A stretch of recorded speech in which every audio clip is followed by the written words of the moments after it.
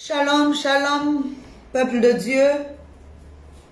Je suis le pasteur Blanche Falex de l'église Bienvenue Pèlerin à Pointe-Noire, Congo-Brazzaville. Une fois de plus, je suis heureuse d'être avec vous ce soir. Je remercie Dieu parce que il est écrit dans sa parole que tout concourt au bien de ceux qui aiment Dieu.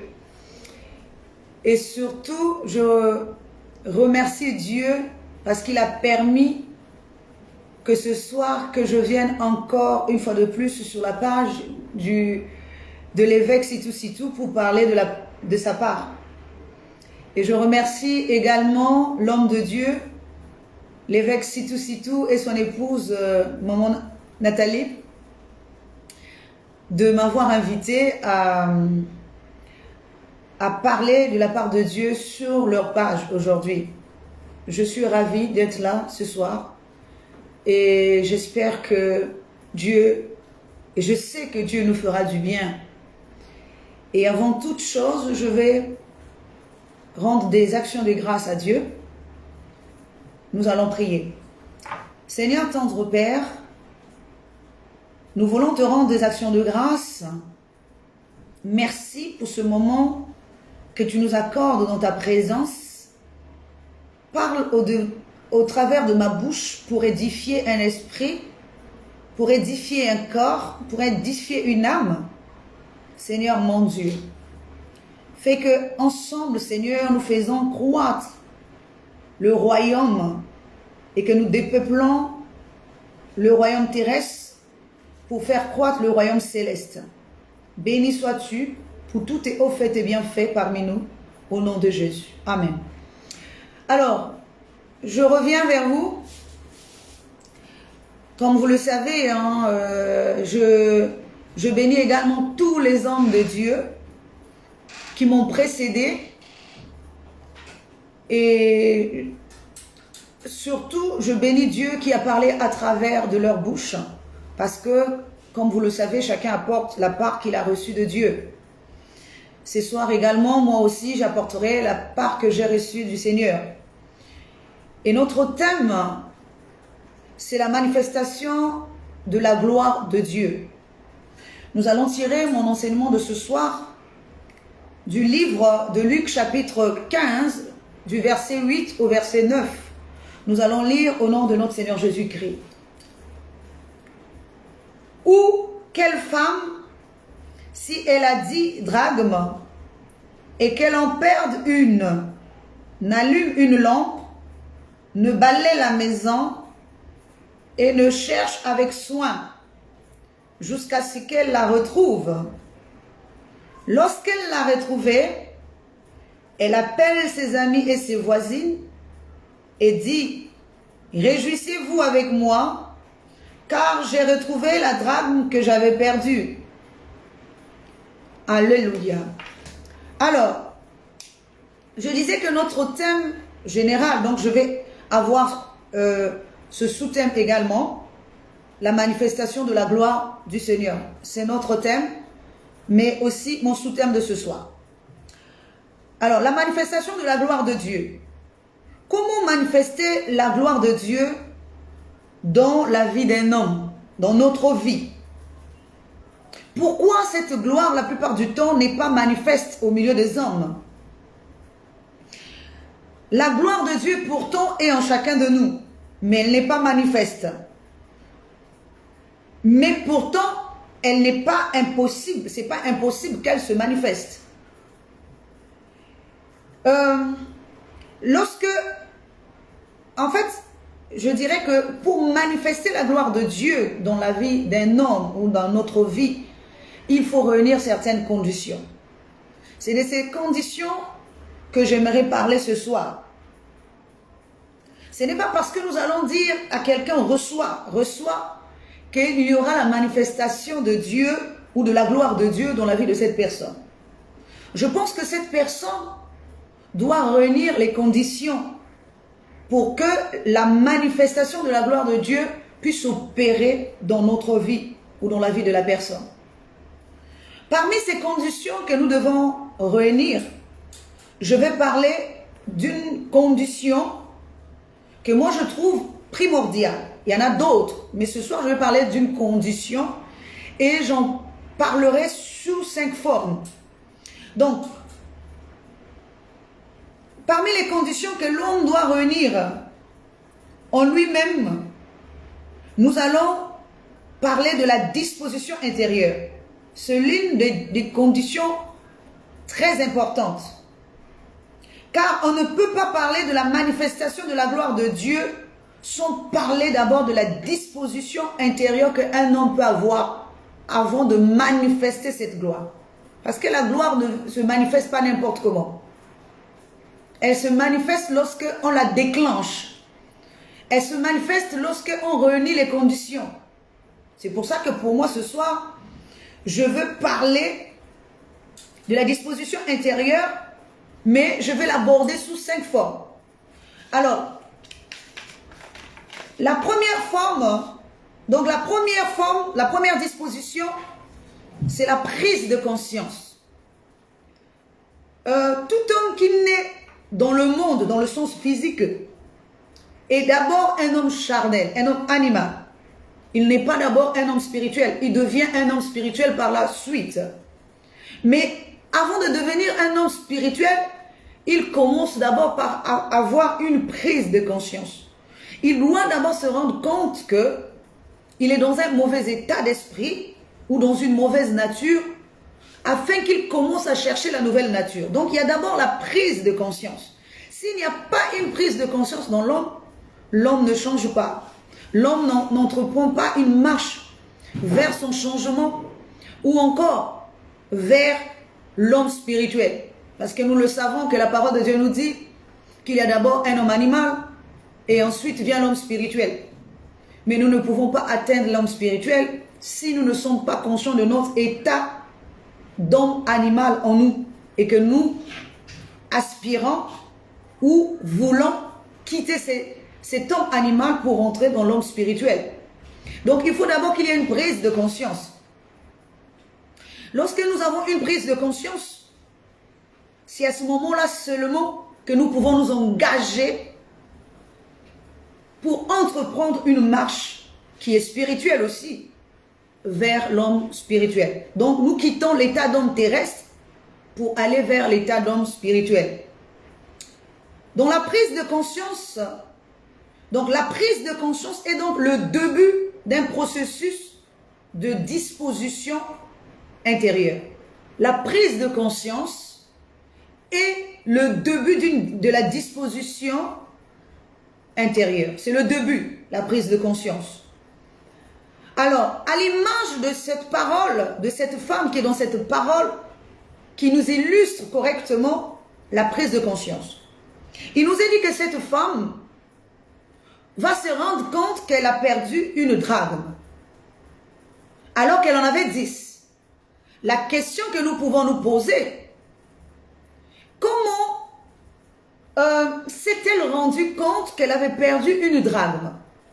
Avait-elle les drachmes dans la main ou posées sur un chevet, une table, pour qu'elle se rende compte qu'elle en avait 10 et finalement elle en a perdu une? Admettons même que quelqu'un a 10 drachmes, ou bien quand elle en perd une, c'est-à-dire elle va sentir que la pièce est tombée. Et à ce moment-là, elle va avoir une sorte de prise de conscience pour se dire que je vais chercher la pièce, ou je vais commencer à chercher la pièce. Mais dans le cas de ce passage, il nous est dit que la femme est dans une pièce obscure, c'est-à-dire il n'y a pas de lumière. Il est dit qu'elle va commencer par allumer la lumière et ensuite commencer à chercher. Et donc nous allons regarder pas à pas que symbolise ce processus qu'elle va entreprendre du début jusqu'à la fin. La première des choses, elle se rend compte qu'elle a perdu une pièce. Ça, c'est la première des choses. C'est pour ça que je parle de la prise de conscience. Parce que lorsque nous n'avons pas conscience que nous avons perdu quelque chose de précieux, nous ne pouvons pas commencer ou entamer la démarche pour retrouver ce que nous avons perdu. Et même si nous en avons plusieurs, Mais si nous nous rendons compte que ce que nous avons perdu est précieux, c'est à ce moment-là que nous allons entreprendre la démarche pour la rechercher et pour la retrouver. Donc, ce qui est précieux, représenté par cette pièce aujourd'hui. Donc, voilà comment il est dit qu'elle va se lever, elle va commencer dans son processus de la recherche par allumer une lampe. Elle est dans une maison, elle se rend compte qu'elle a perdu une pièce, elle allume la lampe. Alors, que représente d'abord la maison spirituellement? Que représente d'abord cette femme? Cette femme représente la conscience de l'homme qui habite dans le corps, qui est notre corps, qui est aussi une maison pour notre esprit. Parce que de la même manière qu'il est dit que le corps de l'homme est temple de Dieu, ça veut dire que l'esprit en nous également habite dans le corps. Et il faut d'abord que la conscience se rende compte qu'elle a perdu quelque chose de précieux pour qu'elle entame cette démarche pour retrouver ce qu'elle a perdu. Alors, elle va allumer une lampe. Parce que toute maison qui est dans l'obscurité, c'est-à-dire si nous sommes dans l'ignorance, si nous ne savons pas qui nous sommes, si nous n'avons pas conscience de qui nous sommes, nous ne pouvons pas aussi retrouver ce que nous avons perdu qui est précieux. Il faut que nous puissions commencer par allumer la lampe. Que symbolise allumer la lampe ici? Ici, c'est la lampe, allumer la lampe, ça veut dire rentrer dans la bonne compréhension des choses. Rentrer dans l'enseignement. Rentrer dans la connaissance de Dieu. Pour que notre esprit soit éclairé. À partir du moment où notre esprit est éclairé, nous pouvons maintenant commencer la démarche de chercher. Il est dit que après avoir allumé la lampe, elle va prendre le balai et elle va commencer à balayer. La question que nous pouvons nous poser, de vous à moi, est-ce qu'aujourd'hui, si nous perdons même une pièce de 1 euro, est-ce que nous allons commencer à prendre, d'abord à allumer, à chercher, à prendre, à balayer toute la maison pour pouvoir retrouver cette pièce? Donc, ce qui nous emmène à croire que la pièce qu'elle est en train de chercher n'est pas quelque chose de physique, mais quelque chose de spirituel, qui est une pièce précieuse à ses yeux. Alors, elle va prendre un balai pour balayer. Parce que nous ne pouvons pas retrouver ce qui est précieux. Je vais après vous expliquer qu'est-ce que cela représente, cette pièce. Mais pour le moment, je vous dis que nous ne pouvons pas retrouver ce qui est précieux que nous avons perdu si nous ne commençons pas par balayer. Quand je parle de balayer ici, ce n'est pas de manière physique que nous devons balayer. Nous allons balayer de manière spirituelle. Ça veut dire qu'à l'intérieur de nous, nous allons commencer par retirer tout ce qui est mauvais. La colère, la haine, la jalousie, les envies, la convoitise, les querelles, le manque d'amour, le manque de patience.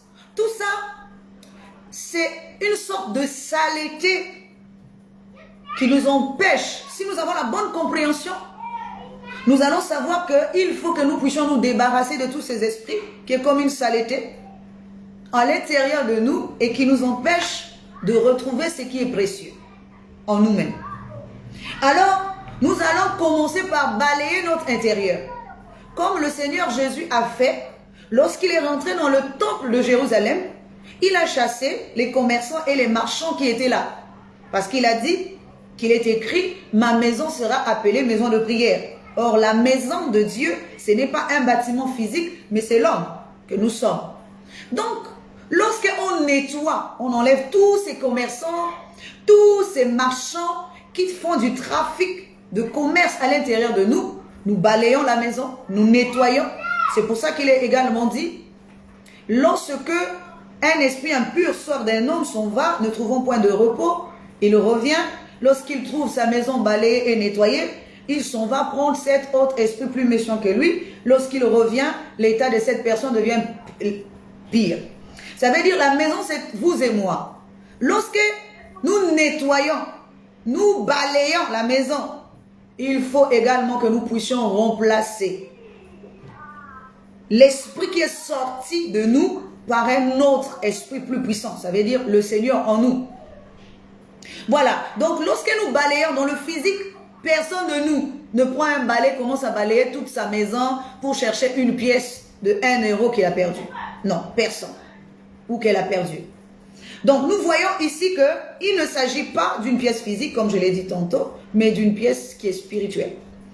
Donc, que représente donc cette pièce que cette femme est en train de chercher à tout prix à récupérer? Pour ça, elle est obligée d'allumer la lumière, elle est obligée de balayer et de chercher de partout avec soin. Que veut dire soin? Parce qu'il faut que nous cherchions aussi avec soin. Ça veut dire, nous devons faire attention à ce que nous sommes en train de faire. Si nous recherchons quelque chose que nous avons perdu, nous devons la chercher avec soin. Pas pêle-mêle, pas n'importe comment, pas dans l'insouciance, mais avec soin. Alors, comme je disais, qu'est-ce que nous sommes en train de chercher? Nous sommes en train de rechercher d'abord l'image de Dieu. Parce que tout homme que nous sommes, lorsque nous naissons dans le monde, nous rentrons, comme je dis au début, nous sommes dans l'homme terrestre. Lorsque nous sommes dans l'homme terrestre, nous portons l'image de l'homme terrestre, mais ensuite, il est dit dans la parole de Dieu, de la même manière que nous avons porté l'image terrestre, nous porterons également l'image céleste. Or, pour porter l'image céleste, il faut que nous désirons la porter. Il faut que nous soyons conscients que nous avons perdu cette image et que nous la recherchons pour pouvoir la revêtir encore. Alors, comment nous avons perdu cette image? La Bible dit que lorsque Dieu a créé l'homme, il l'a créé à son image et à sa ressemblance. Mais lorsque l'homme est sorti du jardin d'Éden, l'homme a perdu l'image de Dieu. Donc la nature de Dieu. Il a perdu la nature de Dieu et il est parti seulement avec la ressemblance de Dieu. C'est pour ça que notre devoir aujourd'hui est de retourner dans la nature de Dieu si nous voulons qu'il y ait la manifestation de la gloire de Dieu dans notre vie. Parce que c'est pour ça que Jésus dit, prenez, mangez ceci et mon corps que je donne, prenez, buvez ceci et mon sang que je donne pour vous. Donc ça veut dire quoi? Donc ça, il nous donne un corps, donc une ressemblance, il nous donne également une nature. Parce que nous devons rentrer dans le corps spirituel, certes, mais aussi dans la nature de Dieu. Pour qu'il y ait la manifestation de la gloire de Dieu dans notre vie. Je parlais de la pièce. Je me suis rendu compte qu'en lisant la Bible, il y avait deux sortes de pièces. Il y avait le denier, il y a le denier dont la Bible fait référence, et il y a la drachme. Alors, la drachme est citée dans ce passage où cette femme, où on prend exemple que cette femme est en train de chercher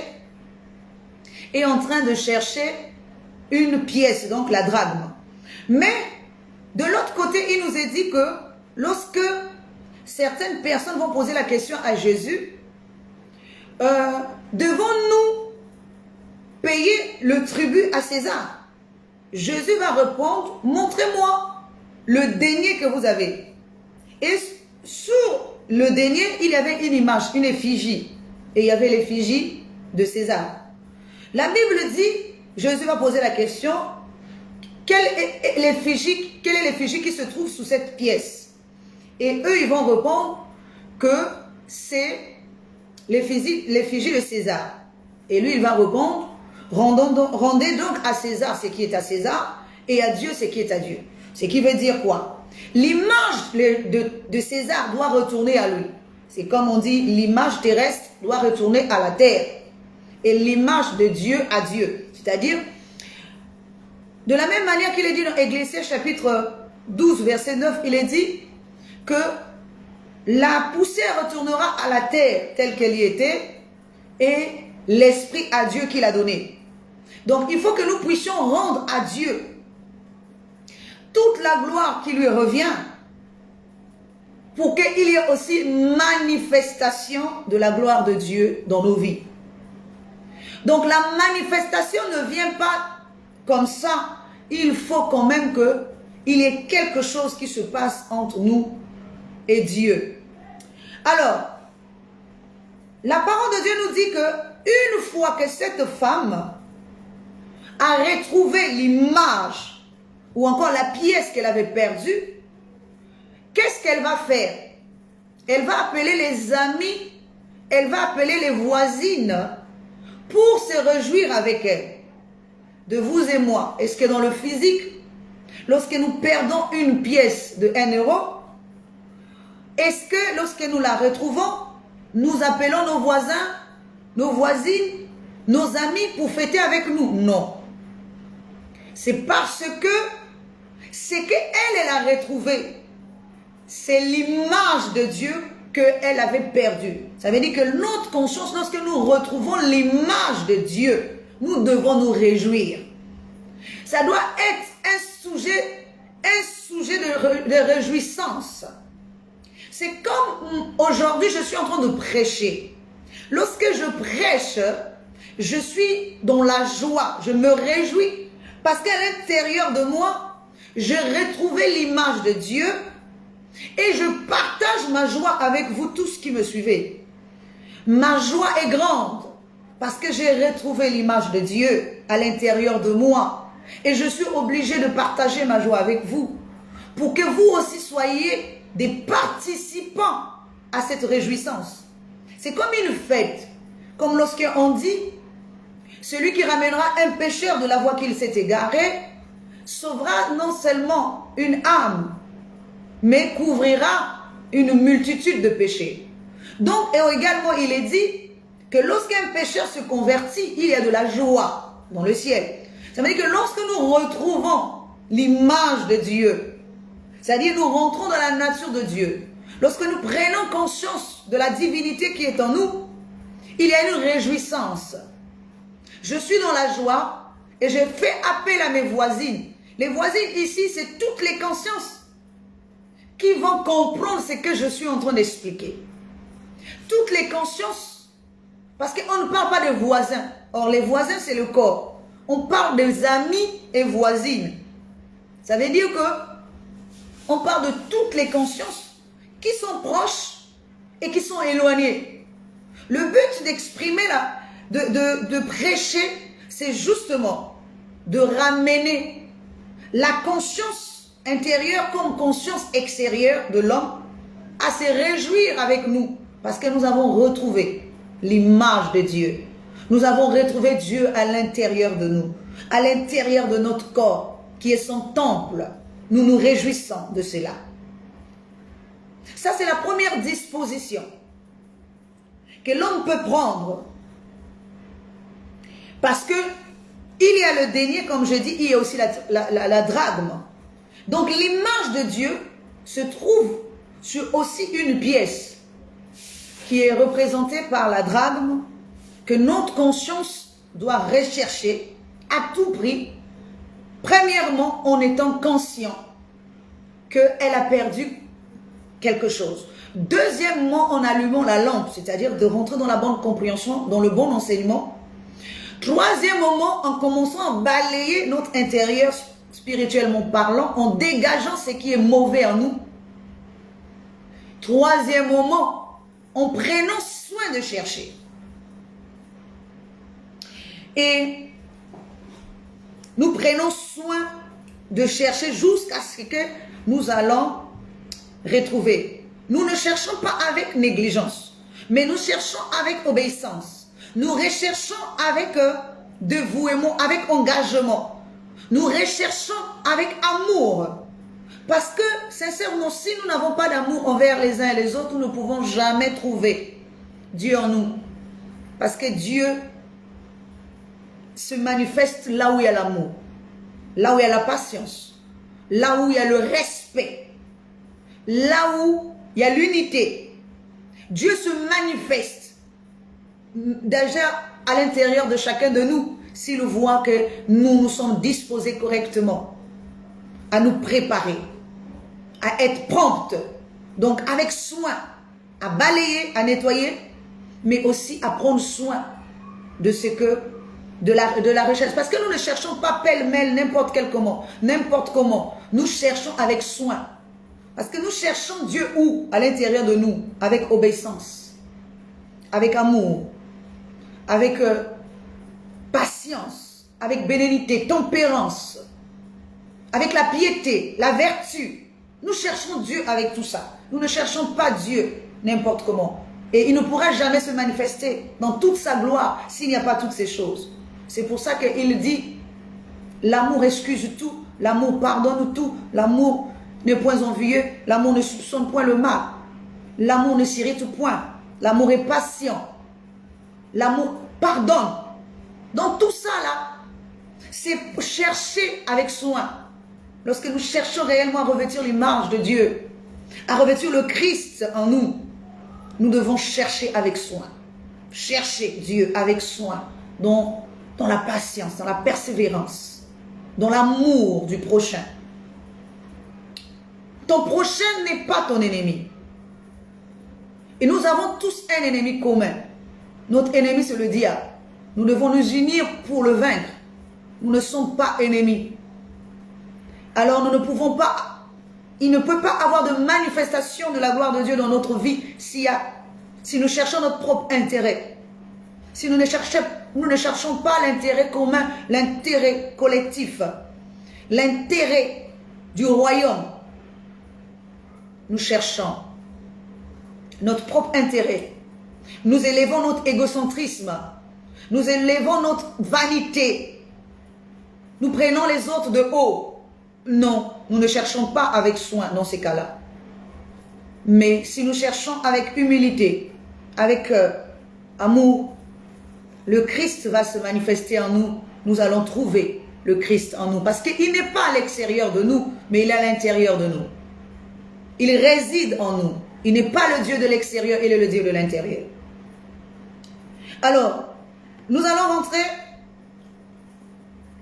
dans... Voilà, dans la disposition, dans la deuxième disposition, je vous ai dit que la première disposition, c'est la prise de conscience. La deuxième disposition, c'est la réception. Une fois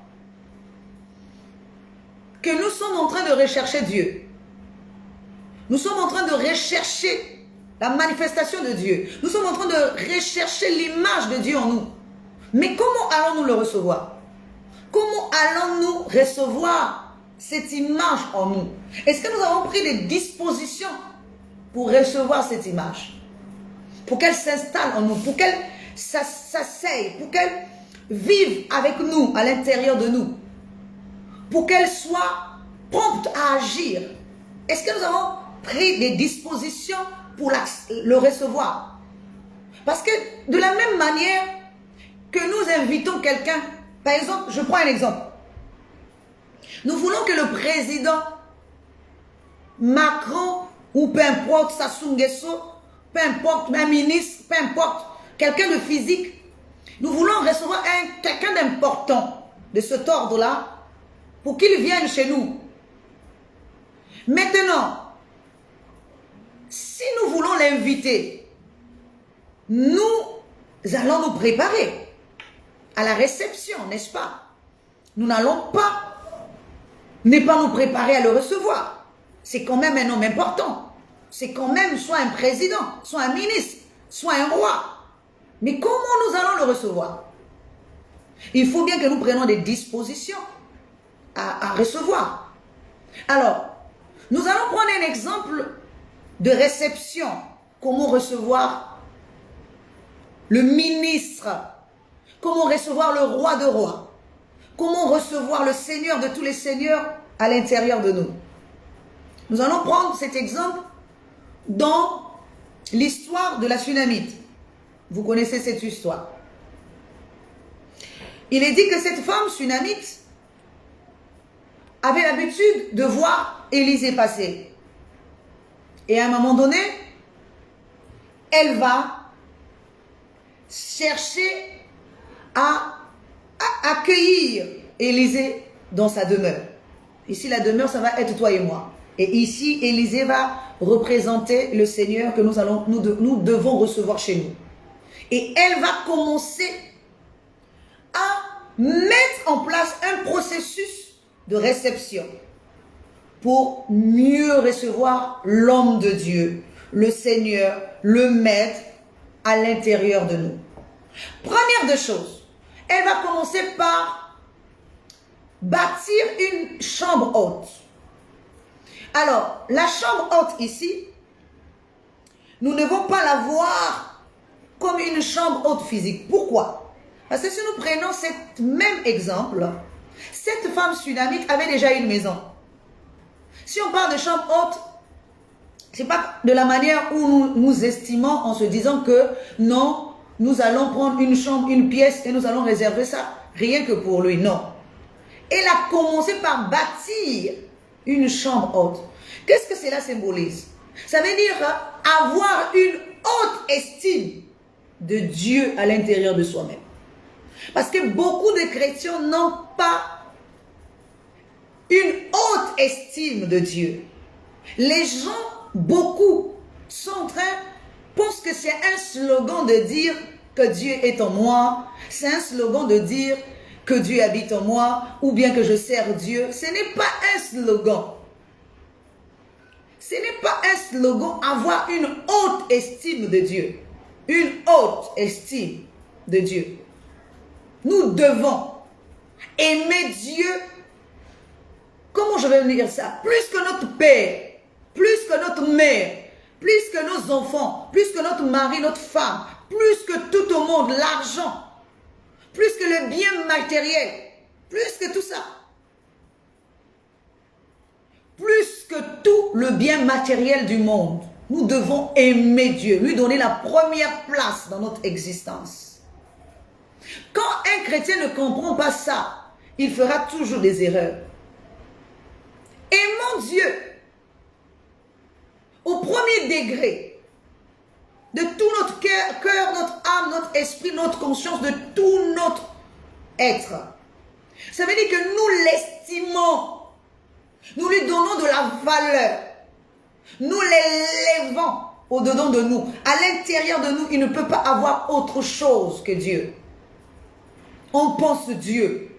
On dort Dieu. On se lève Dieu. On réfléchit Dieu. On s'imprègne de Dieu. On s'entoure de Dieu. On incarne Dieu. On vit Dieu dans sa nature. C'est ça, faire une chambre haute, où toute notre pensée n'est réservée que pour Dieu. Même quand Satan vient dans nos pensées, on lui dit « arrière de moi Satan ». Parce que nous pensons que du bien, nous ne pensons rien de mal, nous pensons que du bien. Lorsque nous pensons en mal, c'est que nous sommes en train d'associer Dieu et maman. Mais lorsque nous pensons que du bien, nous voyons que du bien, nous entendons que du bien, nous sommes en train d'élever Dieu à un haut niveau que même nous-mêmes, nous ne pouvons pas soupçonner. C'est pour ça dans la vie, même quand vous voyez quelqu'un de béni, bénissez Dieu. Dites, Dieu, je te bénis parce que tu as béni mon frère, tu as béni ma soeur. Parce que lorsque tu penses dans ton esprit que c'est Satan qui a béni le frère ou la soeur, Dieu aussi ne peut pas te bénir. Il ne peut pas aussi avoir de manifestation de Dieu dans ta vie. Parce que pour toi, dans ton esprit, c'est seulement Satan qui peut bénir. Satan n'a pas la bénédiction, c'est Dieu qui en a. La bénédiction de Satan est éphémère, mais celle de Dieu est éternelle. Si tu apprends à bénir Dieu dans toutes les circonstances, tu verras également que la gloire de Dieu sera manifeste dans ta vie. Alors, donc nous voyons qu'après avoir construit une chambre haute, d'abord, et ce qui est marrant dans tout ça, c'est qu'il est écrit que cette chambre haute avait des murs. Je me suis posé la question, mais toutes les chambres ont des murs, n'est-ce pas? Toutes les chambres, quand on dit d'abord chambre, c'est une chambre qui est faite de 4 murs. Vous savez, il y a un mur à gauche, un mur à droite, en haut, enfin en bas, en haut. Et en fait, il y a 4 murs.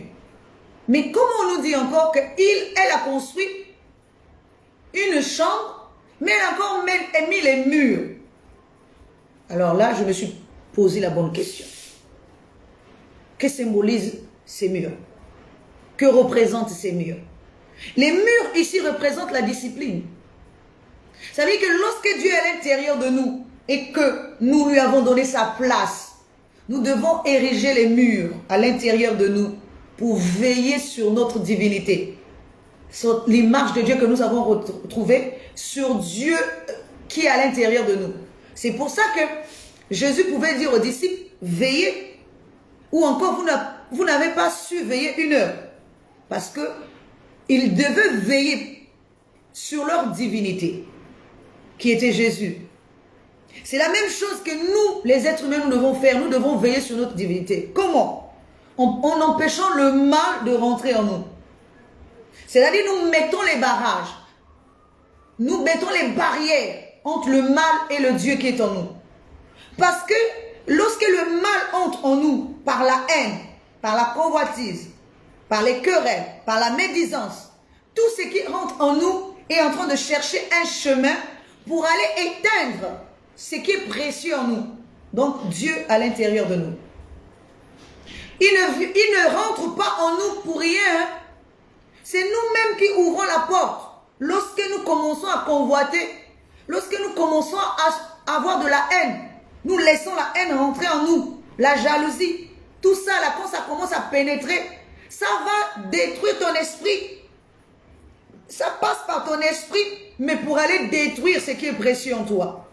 Donc la divinité. Si tu ne fais pas des barrages, ça veut dire quand les mauvaises pensées viennent à toi, si c'est la haine, rejette la haine. Si c'est la jalousie, rejette la jalousie. Si c'est la colère, rejette la colère. Si c'est la rancœur, rejette la colère.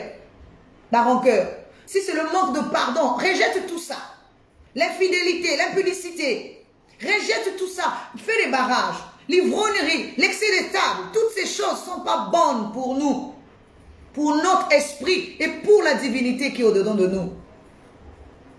Quand ça pénètre, ça vient pour détruire ce qui est précieux. Ça veut dire que tu donnes le chemin à Satan pour que Satan aille non seulement atteindre ce qui est en toi, mais éteindre cela. Alors, nous devons mettre les murs. Des murs, des barrières. Nous devons nous discipliner, mettre de l'ordre dans notre propre vie. Notre vie spirituelle, notre vie physique.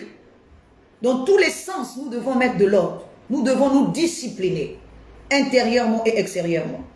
Il y a certaines choses qu'un homme de Dieu, qu'une servante de Dieu, qu'un fils de Dieu ne fait pas. Parce que Satan a un seul objectif, éteindre ce qui est précieux en nous. Et ce n'est pas notre ami. Il est là pour arracher, pour dérober. C'est pour ça qu'il est dit, c'est pour ça que Jésus dit qu'il ne veut pas que le dérobeur, le voleur rentre dans la bergerie pour égorger, pour tuer. Il ne veut pas que le diable pénètre dans la bergerie pour égorger, pour tuer. Il est même dit que il vient dans la peau de l'agneau alors qu'il est un loup dévorant. Empêchant le mercenaire de rentrer pour dévorer ce qui est précieux en nous. Mettons les limites et repoussons-le. Parce qu'il est dit, soumettez-vous à Dieu, résistez au diable et il fuira loin de vous. Ça veut dire que Dieu lui donne des limites. Si nous résistons à ces limites, si nous résistons à lui, parce qu'il c'est un séducteur, si nous lui résistons, nous allons voir que dans notre vie, il y aura une manifestation de la gloire de Dieu. Dans tous les domaines de notre vie. Donc, nous voyons que la chambre a des barrières, la chambre a des murs pour empêcher tout ce qui peut venir de l'extérieur de rentrer à l'intérieur. Parce que le diable, ce n'est pas quelqu'un de l'intérieur. Le diable, c'est quelqu'un de l'extérieur. Et il te pousse par des pensées à agir. Ce n'est pas quelqu'un de l'intérieur. Celui qui est à l'intérieur, c'est Dieu. Donc, nous voyons qu'il y a des murs, des limitations que nous devons avoir. Mais il est également écrit qu'elle va poser un lit. Pourquoi un lit? Afin que l'homme de Dieu, il est dit, afin que l'homme de Dieu, quand il vienne, qu'il se repose là. Ça veut dire quoi? Lorsque je reçois le Dieu en moi, il faut qu'il soit en repos en moi. C'est pour ça que la Bible dit, après avoir travaillé 6 jours, le 7e jour, Dieu est rentré en repos. Mais Dieu n'est pas un homme pour se reposer, de vous à moi. Dieu a-t-il besoin d'un lit pour se reposer? La Bible dit aussi, voici ce que la Bible dit. Les renards ont des tanières. Les oiseaux du ciel ont de nids. Mais le Fils de l'homme n'a pas un lieu où reposer et faire reposer sa tête. Vous voulez me dire que Jésus n'avait pas un lit? Si c'est un lit physique. Vous voulez me dire que Jésus n'avait pas un endroit où dormir? Ou encore, s'il ne s'agit pas d'un lieu de repos physique que Jésus est en train de chercher, mais plutôt un lieu de repos spirituel, qui est représenté par un lit spirituel. Dieu se repose dans l'homme. Dieu se repose dans l'homme lorsque on lui donne un lit. Le lit ici, c'est le repos, c'est-à-dire que toi tu prends la relève et Dieu se repose. C'est pour ça que vous voyez dans la barque. Écoutez, la Bible nous dit que Jésus dormait à la poupe sur un coussin dans une barque. Il dormait. Mais pourtant la Bible nous dit qu'il n'a pas un lieu où se reposer. Mais sur cette barque, Jésus était en train de dormir profondément. Vous voulez me dire que la Bible nous dit que l'eau remplissait la barque. Est-ce que vous savez que si l'eau remplit la barque et que l'eau, quand elle touche le corps d'un homme, l'homme, avec la fraîcheur, la personne se réveille. Mais Jésus dormait profondément alors que l'eau était en train de remplir la barque. Et tout le monde était paniqué au-dedans, autour de lui. Mais lui, il dormait profondément.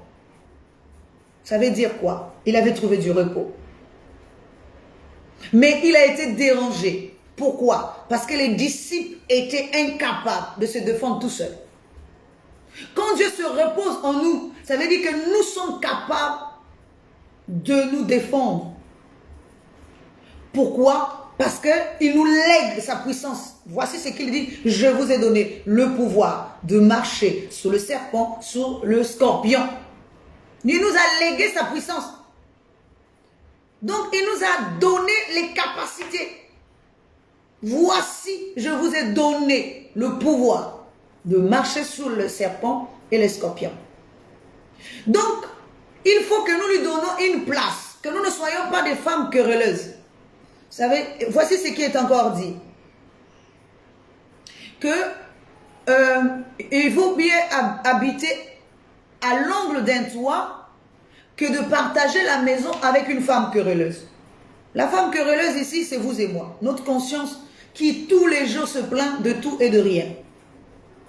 Dieu, tu n'as pas fait ceci. Dieu, tu n'as pas fait cela. Dieu, tu aurais dû faire ceci. Dieu, tu aurais dû faire cela. Nous sommes toujours en train de nous plaindre de tout et de rien.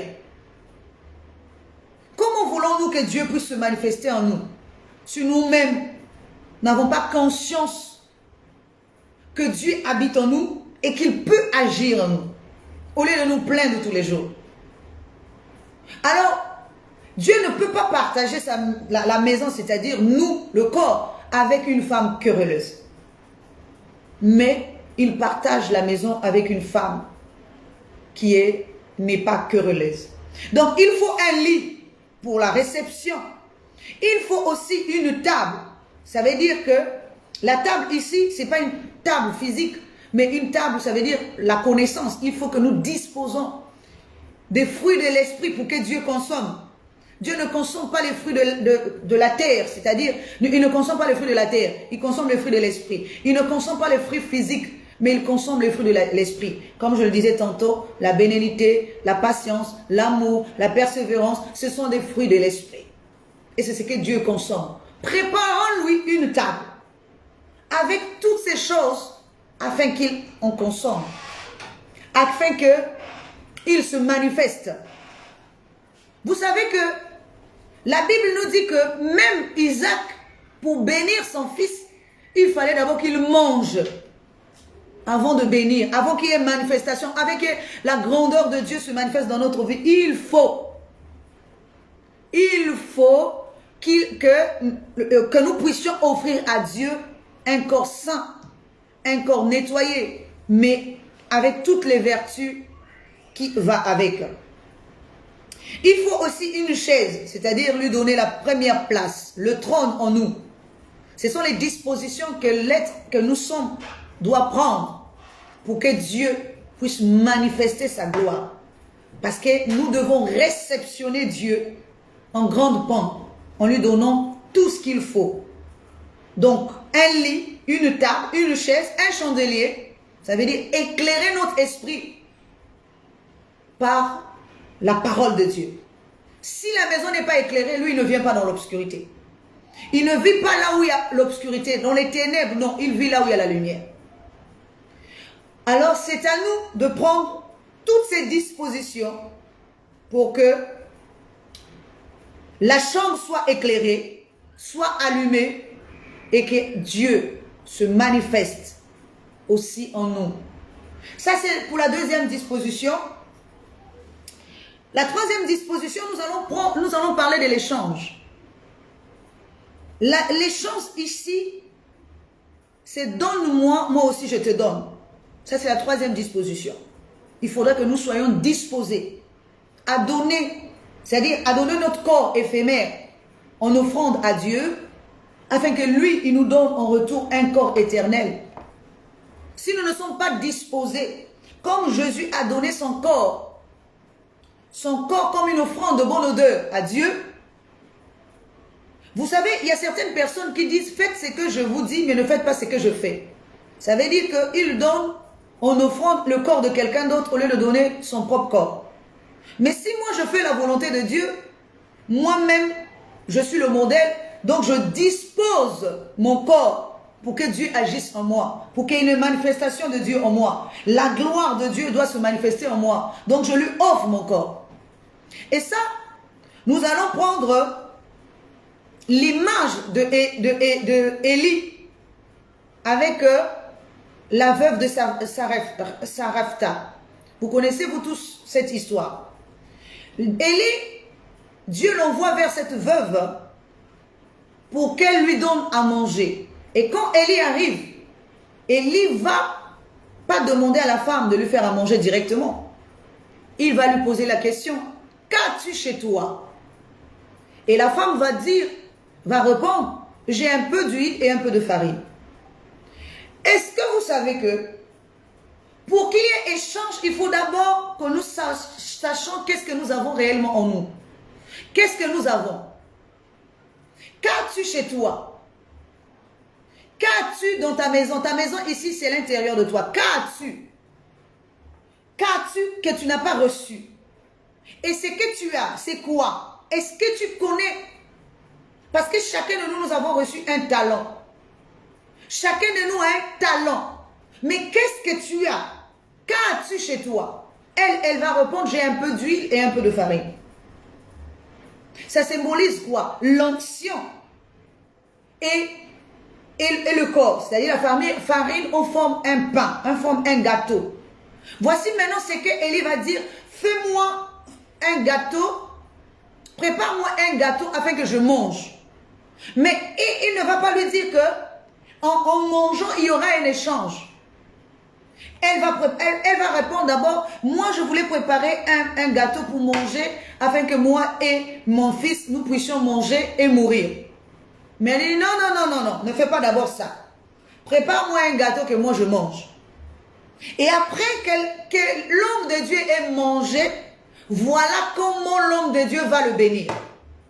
Mais si nous ne nourrissons pas l'esprit qui est en nous, avec les vertus, avec les fruits de l'esprit, il ne va jamais nous bénir. Et si nous ne savons pas également qu'est-ce que nous avons pour le lui offrir, il dit, prépare-moi un corps, donne à Dieu ton corps éphémère d'aujourd'hui, afin qu'il agisse dedans. Et demain, c'est lui qui te donnera le corps éternel. Parce que le corps éternel ne sort que de Dieu. Le corps éternel ne peut pas sortir de quelqu'un d'autre, même de l'homme terrestre. ni notre père, ni notre mère physiquement, ni aucun homme de Dieu sur cette terre ne peut nous offrir un corps éternel. Dieu seul peut nous donner le corps éternel parce que ça lui appartient. C'est lui qui a la vie éternelle et il peut nous donner ce corps éternel.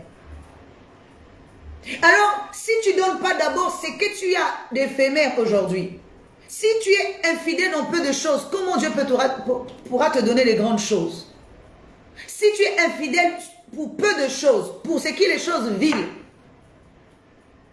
c'est pour ça que la Bible dit, travaillons, non pour une nourriture qui périt, mais travaillons pour une nourriture qui subsiste.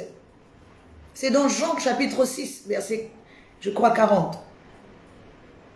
Travaillons non pour une nourriture qui périt. Et nous savons que dans la vie, dans le physique, il n'y a aucune nourriture qui est éternelle. Donc il ne s'agit pas d'une nourriture physique dont on parle. Même si nous préparons la viande, le poulet, peu importe quelle nourriture physique, ça pourrit. Même le lendemain, dans 2 jours, dans 3 jours, ça pourrit. Mais quelle est cette nourriture qui subsiste? C'est le corps éternel. Pour le moment, nous sommes en train de consommer le corps éphémère. Une nourriture qui ne subsiste pas. Mais si nous travaillons, c'est pour obtenir le corps éternel. Le corps éternel est notre destination finale. Pour tout chrétien, c'est notre destination finale. Je ne peux pas devenir chrétien sans aspirer à vivre éternellement dans le royaume de Dieu. Je ne peux pas devenir chrétien sans aspirer à cette élévation, à ce changement. Donne à Dieu le corps pour qu'il l'utilise aujourd'hui. Demain, c'est lui qui te donnera le corps éternel. La Bible dit, un autre exemple, que Jésus face à la Samaritaine, il va demander à la Samaritaine de l'eau. Donne-moi de l'eau. Jésus pouvait bien prendre son eau tout seul. Mais il dit, donne-moi de l'eau. Pourquoi avait-il besoin que la femme samaritaine lui donne de l'eau? Parce que il avait besoin de voir si cette femme avait la capacité de comprendre. Qu'il y ait un échange, un dialogue entre elle et lui. C'est ce dialogue-là qui est important lorsque nous dialoguons entre le Seigneur. C'est cet échange-là. Il dit, donne-moi de l'eau. Et ensuite, il va lui dire, si tu savais le don de Dieu et celui avec qui tu es en train de parler, c'est toi-même qui lui demanderais de l'eau. Et il te donnera de l'eau vive. L'eau vive, c'était le Christ. Ça représente la connaissance éternelle. Et l'eau éphémère, c'est le puits de Jacob que cette femme était obligée d'aller prendre tous les jours. Mais la femme va poser la question à Jésus. Es-tu plus grand que notre père Jacob qui nous a laissé ce puits? Et Jésus va lui répondre, cette eau tu vas la boire, mais tu auras toujours soif. Mais l'eau que je te donnerai deviendra une source qui va déborder. Ça veut dire quoi? Lorsque nous allons rentrer dans la connaissance parfaite de Dieu, la Bible dit que plus personne enseignera son prochain connaît Dieu, car tous me connaîtront du plus petit au plus grand. Pour le moment, nous allons au puits. Nous allons chercher parce que nous devons découvrir. Échangeons avec Dieu. Échangeons avec le Saint-Esprit. Échangeons avec Jésus qui est en nous. Donnons-lui notre corps afin qu'il se manifeste en nous. Regardez ce que Jésus dit. Jésus dit à la femme, va m'appeler ton mari. Dis-lui de venir. Elle va dire, je n'ai pas de mari. Jésus dit, tu as bien dit. Car tous les 5 maris que tu as eus n'ont pas été tes maris, mais celui-même avec qui tu es aussi n'est pas ton mari. Voilà, Jésus envoie la femme aller chercher son mari. Mais la Bible nous a jamais dit qu'elle a emmené son mari vers Jésus. Non. Mais la Bible dit qu'elle est partie prêcher, annoncer la bonne nouvelle dans la Samarie. Et toute la Samarie a cru. Et la Samarie est partie vers Jésus. Ça veut dire quoi? Lorsque nous échangeons correctement avec Jésus, nous devenons une source d'eau. Nous représentons la connaissance. C'est à ce moment-là que nous aussi, nous avons le devoir d'aller prêcher. Or, le mari que nous devons aller chercher représente notre corps. Le corps de Christ que nous devons aller prendre pour le lui ramener en le prêchant. Le mari ici, c'est tous les membres qui forment le corps du Christ. Tout le monde qui forme le corps de Christ. C'est notre devoir de prêcher. C'est notre devoir d'annoncer la bonne nouvelle. C'est notre devoir d'annoncer la bonne nouvelle du royaume. Parce que nous avons cru, nous avons vu, nous avons entendu. Nous-mêmes sommes devenus source d'eau. Parce que nous avons laissé la source d'eau jaillir en nous. Et nous allons aussi le déployer. L'échange, c'est la disposition du cœur. Nous devons échanger. Nous devons prendre la place du Seigneur pour aller parler de sa part. Pour aller annoncer la nouvelle, la bonne nouvelle, que moi j'ai vu Christ, je l'ai trouvé. C'est pour ça que la Bible dit que tous ceux qui veulent venir après moi doivent se charger de leur croix et me suivre. Nous savons que nous n'allons pas nous fabriquer des croix physiques pour suivre Dieu. Pour porter les croix physiques dans tous les sens. Nous trémaler, non. La croix, ça veut dire nous devons prendre l'homme, le corps, et l'emmener dans la dimension de l'esprit. C'est ça que notre conscience doit faire. Emmener notre corps à la dimension de l'esprit. Pour que le corps aussi devienne esprit. Parce que le combat n'est pas physique, le combat est spirituel. Il ne peut pas avoir la manifestation de Dieu dans le corps si le corps ne devient pas esprit. Nous ne pouvons pas aussi vaincre l'adversaire. Parce que l'adversaire n'est pas un homme physique. C'est un esprit. Si nous devons vaincre l'adversaire, nous devons devenir esprit afin de vaincre l'adversaire. Parce que l'esprit, l'adversaire est un esprit. Dieu aussi est un esprit. Devenons les fils de Dieu. Amenons notre corps dans la dimension de l'esprit. Afin que la manifestation de Dieu non seulement impacte notre propre vie, mais puisse aussi impacter la vie des autres. Vous n'avez jamais vu quelqu'un, rien que dans votre comportement, dans votre manière de faire, la personne, rien qu'en vous regardant, vous suit, vous devenez un modèle. Vous devenez son repère. Vous n'avez jamais vu ça. Rien que votre manière de parler, votre manière d'agir, de faire, de réceptionner, d'accueillir, votre manière de prêcher, votre manière d'être, fait de vous un modèle à suivre, un modèle, un repère. Vous devenez un poteau de l'église, vous devenez un rempart par rapport à votre façon de faire les choses. Votre maturité, votre sagesse, votre compréhension, votre manière d'élever Dieu, d'élever Dieu, mais aussi de respecter l'homme fait à l'image et la ressemblance de Dieu.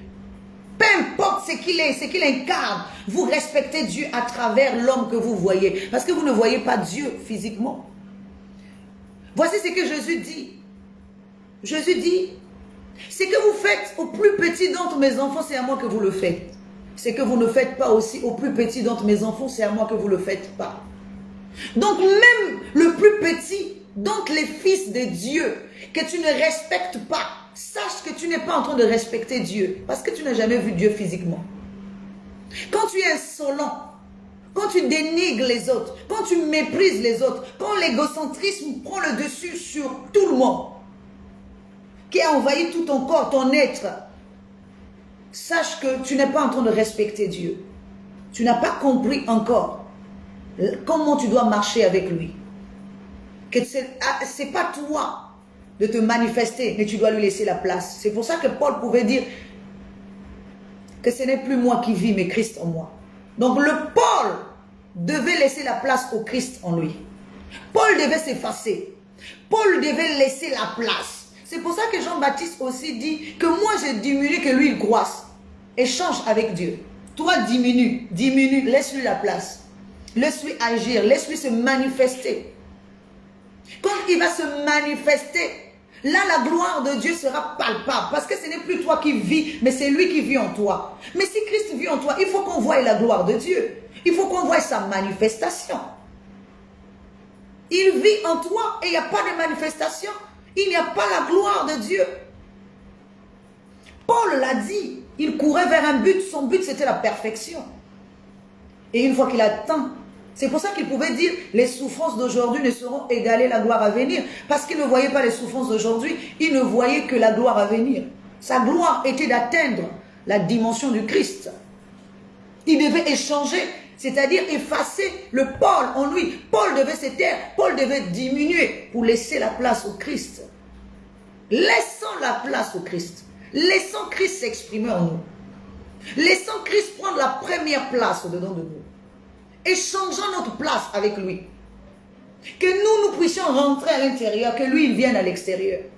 Qu'il manifeste toute sa grandeur, son immensité, sa capacité d'agir, afin qu'il y ait une manifestation de la puissance et de la gloire de Dieu dans nos vies.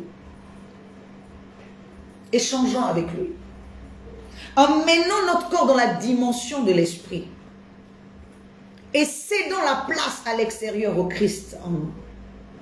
Et laissons-le s'exprimer. Que mon moi se taise. Que mon moi se taise et que se lève la pensée du Christ en moi. C'est pour ça que dans je crois que c'est 1 Corinthiens chapitre 2 à partir du 11e verset, il est dit: lequel des hommes connaît les choses de l'homme si ce n'est l'esprit de l'homme qui est en lui? Lequel des hommes connaît les choses de Dieu si ce n'est l'esprit de Dieu qui est en lui?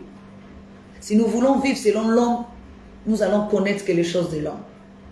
Mais si nous voulons vivre selon Dieu, nous connaîtrons les choses de Dieu. Nous rentrerons dans l'esprit et nous apprendrons les choses de l'esprit. Et nous manifesterons les choses de l'esprit. Nous manifesterons la grandeur de l'esprit. Qu'il soit manifeste en chacun de nous. Et donc, si nous prenons la 4e disposition, cette disposition est importante aussi. La 4e disposition ici, c'est le vouloir. Nous allons parler de la foi. Oui, la foi c'est une grande chose.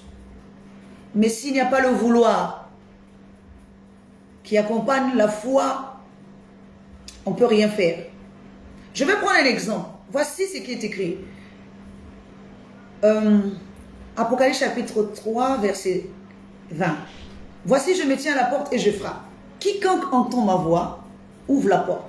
J'entrerai chez lui, je souperai avec lui et lui avec moi. Écoutez. Dans tout ça, nous allons regarder d'abord cette histoire.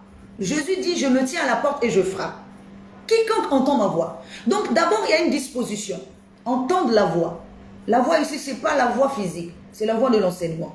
Entendre la voix. Donc la voix de l'enseignement, si tu ne l'entends pas à l'intérieur de toi, tu ne vas pas avoir la force de te lever à l'intérieur de toi et d'aller lui ouvrir la porte. Ça veut dire, pour se lever de là où tu es assis, sous ton trône là, de l'intérieur, pour aller ouvrir la porte à Jésus, afin que Jésus rentre, il faut que tu entendes d'abord qu'il t'appelle de l'extérieur. Ensuite, que tu aies la volonté, tu veuilles te lever de ta chaise ou de ton trône intérieur pour aller ouvrir la porte à Jésus. Si tu n'ouvres pas cette porte, alors la porte, ce sont tes oreilles. La porte, c'est tes yeux. C'est les 5 sens de l'homme. Parce que la parole doit rentrer dans tous les sens. La porte, c'est aussi notre cœur. Il faut qu'il rentre. Donc ça, c'est pour donner un exemple du vouloir. Si nous ne voulons pas, il ne rentrera pas. Nous pouvons avoir la foi, oui, mais on n'a pas le vouloir. Il faut vouloir, il faut accepter, il faut admettre, il faut acquérir, vouloir accepter que Jésus rentre en nous. Mais je vais vous donner encore un exemple beaucoup plus fort. C'est un bel exemple que j'aime beaucoup. La femme à la perte de sang. Cette femme-là m'impressionne. Il est dit que cette femme, nous connaissons son histoire, avait une maladie répugnante. Bon, je ne vais pas l'expliquer de manière spirituelle ce soir, mais je vais prendre la dernière partie de cette histoire. Il est dit que cette femme, regardez d'abord, non seulement elle avait la foi, parce qu'elle s'est dit que si je touche rien que son habit, je vais guérir. Ça, c'est la foi. Maintenant, le vouloir, c'est déplacer. Le vouloir, donc elle s'est dit que je veux aller vers lui. Je dois aller vers lui. Donc, elle s'est levée dans cette disposition intérieure qui est de vouloir. Voilà comment elle va s'approcher de Jésus. Elle va toucher son habit par deux convictions, la foi et le vouloir. Ce sont deux convictions différentes. Parce qu'il dit que tout ce que nous demandons, nous devons le demander avec la conviction. Donc la conviction devient pour nous le vouloir. Alors, c'est la partie qui m'intéresse maintenant là. Voici ce qui est écrit. Jésus va se retourner. Il va répondre. Il va poser la question. C'est là que ça m'a tué. Vraiment, sincèrement, ça m'a tué. Il va dire, qui m'a touché? Attendez, de vous à moi. Il nous est dit que le Seigneur Jésus est maître des temps et des circonstances. Il est le Seigneur de tous les seigneurs. Il est l'alpha, l'oméga. Il est le commencement, il est la fin. Il est omniscient, omnipotent, omniprésent. Il est partout en même temps. Il voit tout, il entend tout, il comprend tout. Il sait d'avance tout ce qui peut arriver. Vous vous souvenez même quand Nathanaël est venu vers lui. Et quand Nathanaël lui a dit, d'où me connais-tu? Il va répondre, mais quand tu étais sous le figuier, Nathanaël, je te connaissais. Je t'avais vu. Ça veut dire qu'il connaissait le nom de Nathanaël. Il connaissait que Nathanaël était sous le figuier parce qu'il avait vu Nathanaël. Mais comment ça se fait-il que cette femme-là, à la perte de sang, Jésus n'a pas su qui l'avait touché, qui devait le toucher, et pourquoi cette femme devait le toucher, et à quel moment il devait rencontrer cette femme. Jésus n'a pas su. Attendez, regardez l'immensité. Qui de la Bible, attendez, qui de la Bible dont on parle ici, qui a fait réagir Jésus comme ça? C'est cette femme. Cette femme a fait réagir Jésus. Il n'a pas connu que cette femme devait venir. Et plus, elle ne venait pas de devant, elle venait de derrière. Il s'est retourné, ça veut dire que cette femme l'a touché de derrière. Ça veut dire que Jésus ne s'attendait pas. Jésus ne savait pas qui était cette femme. Jésus ne savait pas qu'il devait rencontrer cette femme. Et la femme, et écoutez bien, non seulement il pose la question qui m'a touché, et le pire de tout ça, il va dire j'ai connu que quelque chose est sorti de moi. Ah ça, attendez, quelque chose est sorti de Jésus sans son consentement. Donc Jésus n'a pas pu retenir la chose qui est sortie de lui sans son consentement. Donc à partir du moment où la femme a touché, quel est le toucher? Quel est ce toucher? Ce toucher n'est pas physique. C'est un toucher spirituel, c'est le vouloir. Elle a touché l'habit de Jésus et quelque chose est sorti de Jésus sans le consentement de Jésus. Sans que Jésus n'ait pu retenir la chose. C'est grand, c'est fort, c'est puissant. Quelle dimension, quel degré de capacité que nous pouvons manifester Dieu. Elle a touché le trône de Dieu.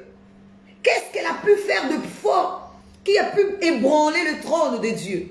Qui a pu ébranler Jésus pour que quelque chose sortent de Jésus sans le consentement de Jésus lui-même. Sans que Jésus ait pu retenir la chose là. C'est quoi? Justement, lorsque nous évoluons, lorsque nous touchons la divinité, par le vouloir, par le changement, Dieu est capable de nous transmettre, même si lui-même ne veut pas, mais il va nous transmettre quelque chose de fort, de puissant, parce que nous avons atteint sa dimension. Même sans son consentement, il va le faire. Parce qu'il va se manifester. Reconnaissant que cette histoire est invraisemblable. Parce que Jésus est omniscient, omnipotent. Il voit tout, il entend tout. Ça veut dire quoi? Il n'attend pas à ce que l'homme que nous sommes puissions atteindre sa dimension. Mais lorsque nous atteignons la dimension, même lui-même, il est surpris de comment les choses peuvent agir dans notre vie. Comment sa manifestation peut comment la manifestation de sa gloire peut apparaître même dans notre vie. Comment sa divinité peut même agir en nous. Comment? Parce qu'il ne s'attend pas à ce que notre conscience atteigne cette dimension. Touche sa robe, ça veut dire son corps spirituel. Mais si nous arrivons là, nous allons voir qu'il y a la manifestation. Soyons humbles. Cherchons réellement sa face. Que toutes les impuretés représentées par le sang qui coule disparaissent de nous. Cherchons à rentrer dans sa nature. Et quand nous sommes dans sa nature, il y a la manifestation. La première personne qui manifeste Dieu dans la Bible, je ne parle pas de Moïse. Parce que nous savons que Moïse a fait des prodiges et des miracles. Mais je parle de Élie. Rien qu'avec la parole. Rien qu'avec la parole. Élie a pu fermer le ciel pendant 3 ans. Ça, on appelle ça la manifestation de la divinité. Élie a pu fermer le ciel à sa parole. Il a manifesté la nature de Dieu qui est en lui. La Bible dit Élie était un homme de la même nature que nous. Mais quelle nature? Il ne s'agit pas de la nature terrestre, ni de la nature de l'homme, mais il s'agit de la nature de Dieu. Seule la nature de Dieu peut nous pousser à manifester la gloire de Dieu, la grandeur de Dieu. Est-ce qu'au jour d'aujourd'hui, nous pouvons guérir les malades? Nous pouvons prêcher, délivrer soi-disant les hommes. Mais est-ce qu'au jour d'aujourd'hui, on est encore arrivé au stade où l'homme se fait obéir par la création? Non. Parce que la création, on n'obéit qu'à la voix de son maître. Ça veut dire la voix de Dieu. Son créateur. La création tout entière n'obéit qu'à la voix de son créateur. S'il ne voit pas la nature de Dieu en toi, s'il n'entend pas la voix de Dieu en toi, elle ne va pas t'obéir. Que tu restes matin, midi, soir à prier, elle n'obéira pas. Nous allons nous contenter de guérir les malades, de guérir tout ça. Mais nous n'allons pas nous faire obéir par la création tout entière. Est-ce que vous savez que Josué, avec sa parole, a demandé au soleil d'arrêter sa course? Le soleil l'a obéi. La lune d'arrêter sa course, la lune a obéi. Ça veut dire que Josué était rentré dans la nature de Dieu. Et il a manifesté Dieu en se faisant obéir. Dieu était en lui et accompagnait la parole. Quand Dieu est en nous et quand nous marchons en communion de vie et le vouloir, Dieu accompagne sa parole. Et nous faisons des grandes choses pour lui. Il y a manifestation de sa gloire.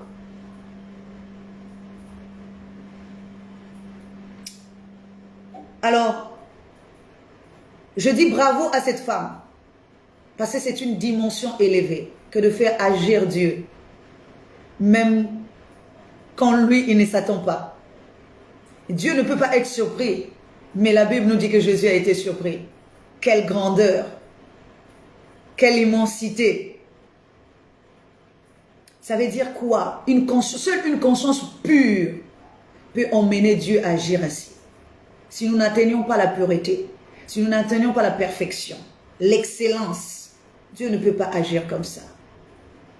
Parce qu'en fait, il est surpris de voir que l'homme a atteint cette dimension de l'excellence, de la pureté.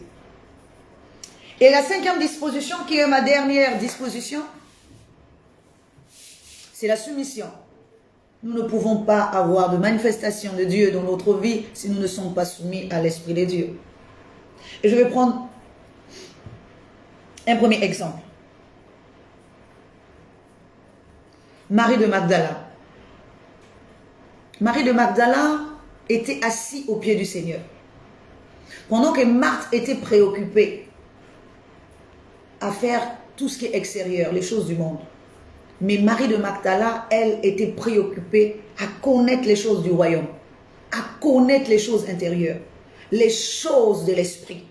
Elle n'était pas préoccupée par les choses du monde. Lorsque Marthe vient se plaindre de Marie auprès du Seigneur, le Seigneur lui répond, Marthe, Marthe, tu te préoccupes de tout ce qui est éphémère. Tu te préoccupes de tout ce qui va passer. Marie a choisi la bonne part qui ne lui sera jamais ôtée. Pourquoi l'homme aujourd'hui se préoccupe tout le temps que des choses éphémères? Et sa conscience aujourd'hui est celle de Marthe, qui est préoccupée que par le matériel, par les biens terrestres que nous n'emmènerons pas dans notre cercueil, que nous n'emmènerons pas dans la dimension de l'esprit. Parce que lorsque nous mourrons, nous serons comme des anges, des esprits. C'est ce que la parole de Dieu nous dit. Mais nous nous préoccupons beaucoup plus de toutes ces choses. Je ne dis pas que c'est mauvais. Mais moi, je dis que cherchons d'abord, premièrement, le royaume et la justice de Dieu. Et le reste nous sera donné par-dessus. Le reste, c'est, comme on dit chez nous ici, un matabishi. C'est-à-dire, comme une récompense. Mais si nous recherchons d'abord le royaume. Et vous savez pourquoi je parle de soumission? Parce qu'une conscience soumise connaît les choses de l'esprit. Une conscience soumise ne peut pas être surpris ou surprise. Je vais vous donner l'exemple de Marie. Marie était le 3e jour de la résurrection au tombeau. Pendant que tous les disciples qui ont marché avec Jésus n'étaient pas au tombeau le 3e jour, mais Marie y était. Tout le monde avait été enseigné, mais Marie avait été enseignée en privé. La Bible nous dit que Marie a été enseignée par Jésus en privé, c'est-à-dire à côté. Donc, elle était en privé. Même si, je vais dire que tout le monde était là, mais quand tu te retires dans un coin avec quelqu'un, ça devient privé. Parce que ce que vous vous dites là-bas, c'est seulement entre vous deux qui vous entendez. Donc, en privé. Mais Marie, le 3e jour, Marie est au tombeau, le jour de la résurrection.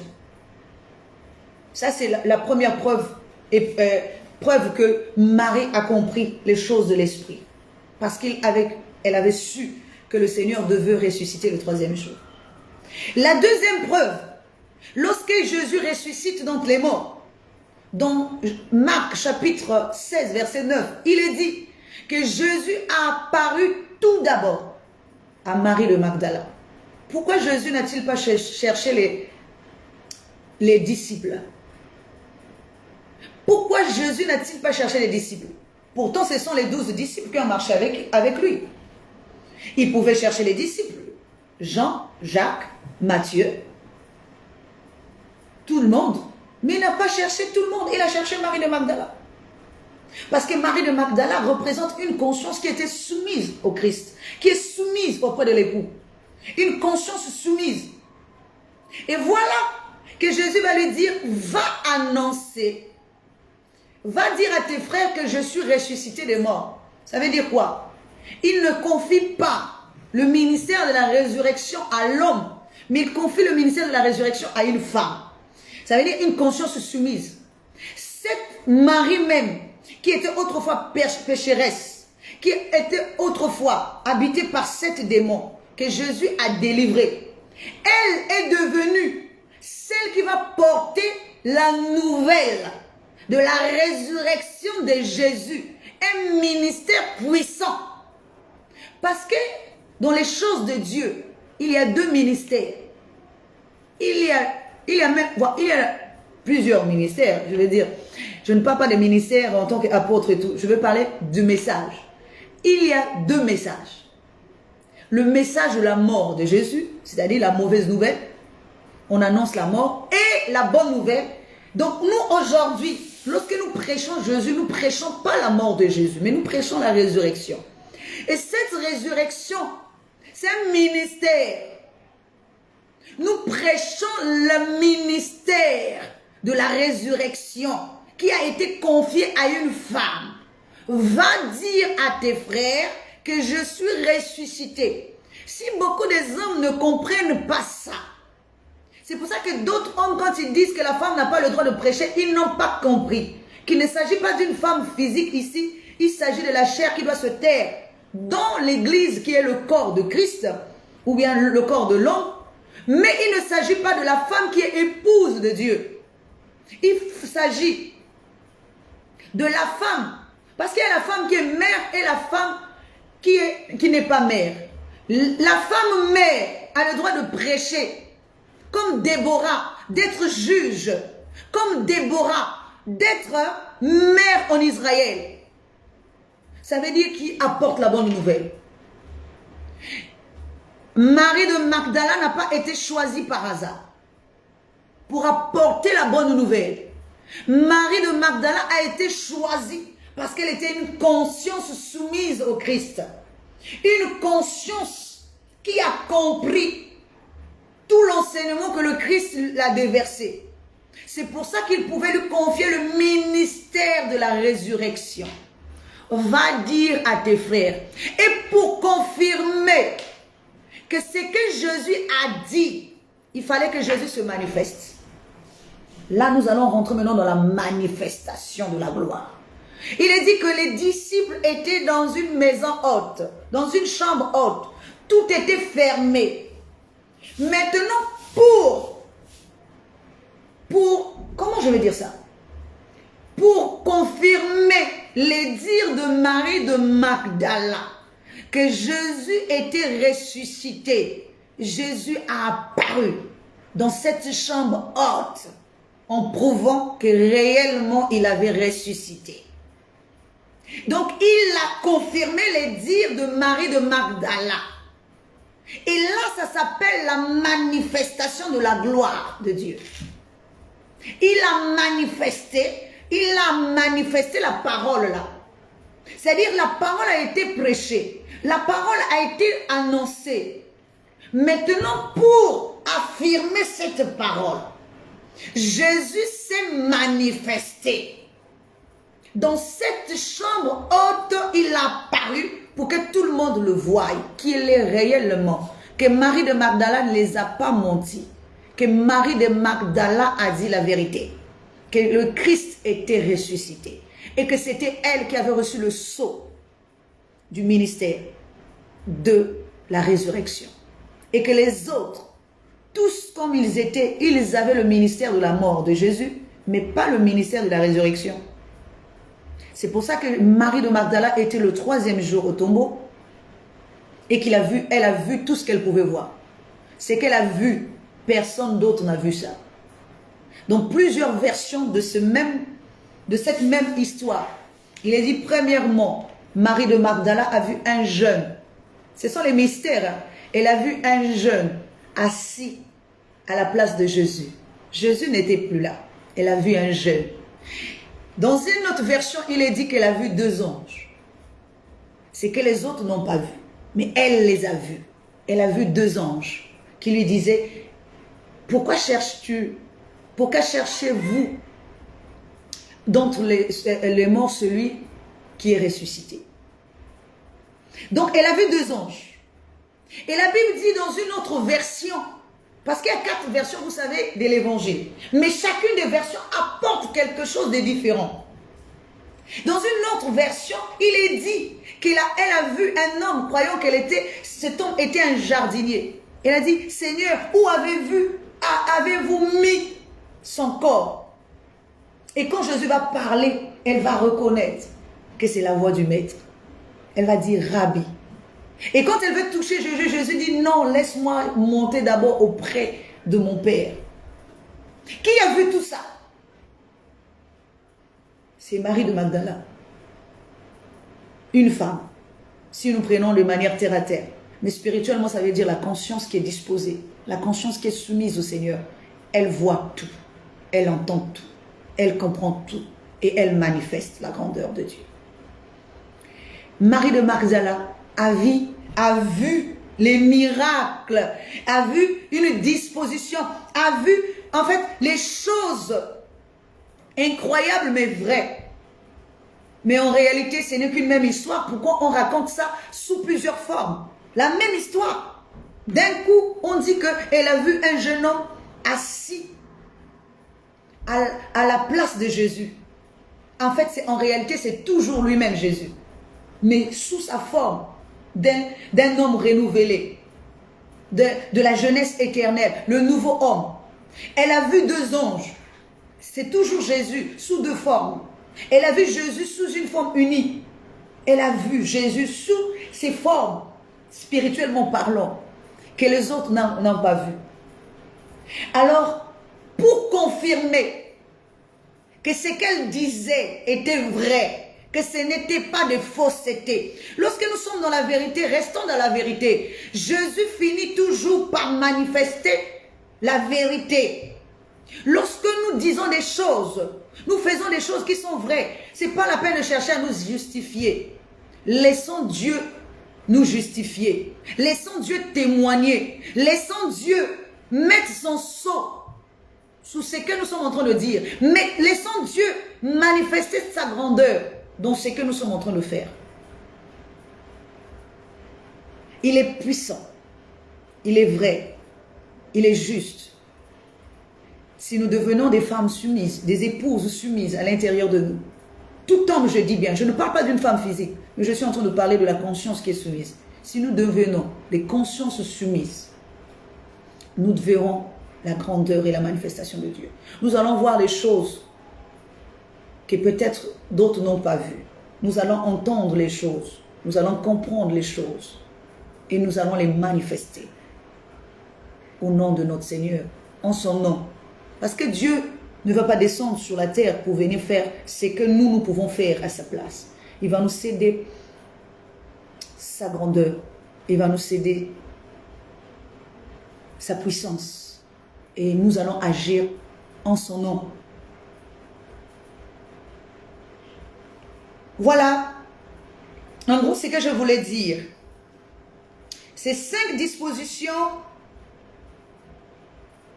sont réunis ou peuvent se réunir dans l'homme intérieur pour que nous puissions voir la manifestation de Dieu. Si nous réunissons tout, rien que ces dispositions en nous, nous allons voir comment Dieu va agir.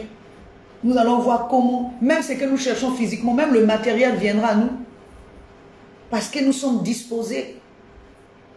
Soyons fiers du Dieu qui est à l'intérieur de nous. Soyons disposés pour lui. Donnons-lui la place qu'il mérite. Donnons-lui la place qu'il mérite afin qu'il soit manifeste dans notre vie. Que la parole de Dieu trouve place en nous. Je vais faire une prière pour clôturer. Seigneur mon Dieu, j'ai commencé par la prière et je finis par la prière. Tu as dit dans ta parole que là où ça sont 2 ou 3 personnes, tu es au milieu de nous. Je sais que nous avons été plus que 2 ou 3 personnes et d'autres également qui vont suivre cette vidéo, entendre les paroles qui ont été prononcées. Que mon Dieu, mon roi, cette parole trouve une place de choix en nous et nous aide à te laisser te manifester en nous. Seigneur mon Dieu, bénis ta parole et bénis tes enfants, tous ceux qui vont suivre cet enseignement. Ouvre leur l'esprit afin qu'ils comprennent ce que tu attends d'eux et afin qu'ils le fassent bien et que ton nom se glorifie dans leur vie au nom de Jésus. Amen. Soyez bénis, fils de Dieu. Excellente soirée. Que Dieu vous bénisse. Au revoir. À très bientôt. Merci encore de votre participation.